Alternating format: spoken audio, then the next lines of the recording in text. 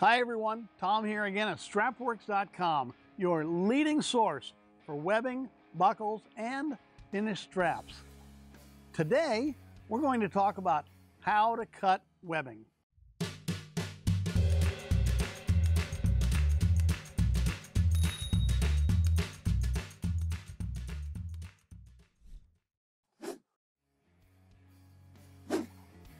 So, turn your machine on.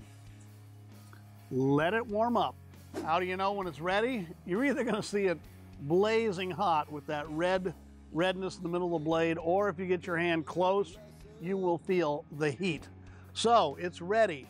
Now, you don't bear down on the blade. Really, just draw the webbing across. This is brand new. That blade is phenomenally red hot. It's popping this webbing just with very little anything.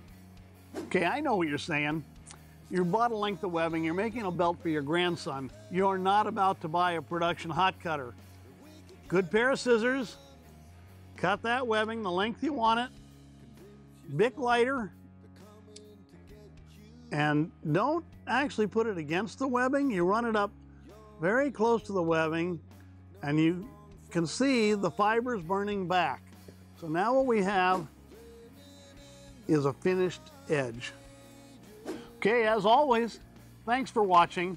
Thank you for being a customer. And thank you for allowing us to be part of your special projects.